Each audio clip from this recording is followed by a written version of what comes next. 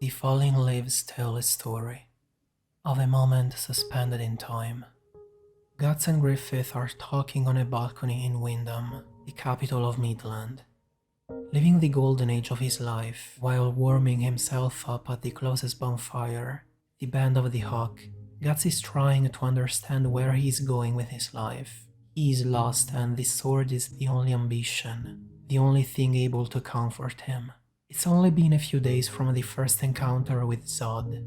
The monster gave Guts a warning about Griffith, having noticed him holding a behelit, foreshadowing the eclipse and all the death it would carry. Griffith comes upstairs and notices Guts wildly swinging his sword, cutting the leaves falling in the air. Griffith is slowly rising in status in the kingdom. He's almost made it to the castle of his dream. Topic of their conversation is the fantastic encounter with that creature.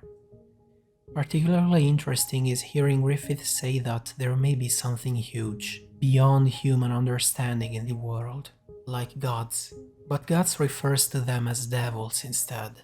Aren't they the same thing? Griffith replies. But the discussion is cut short by Guts, who brings up an episode from 3 years before, when Griffith had saved his life, much to his surprise for still thinking about that.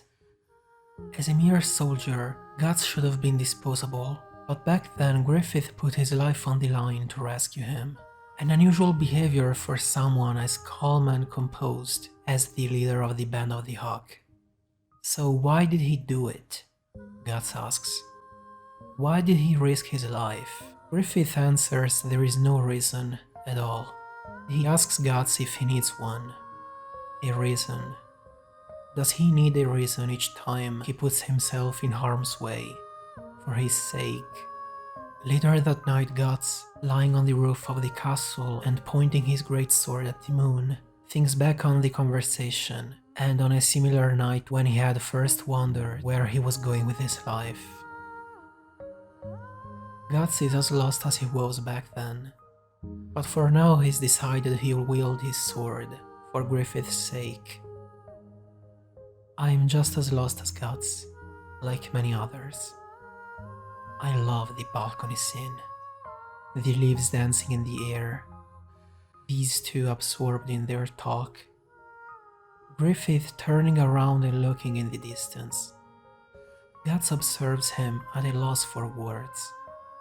The atmosphere feels warm and nostalgic, cozy.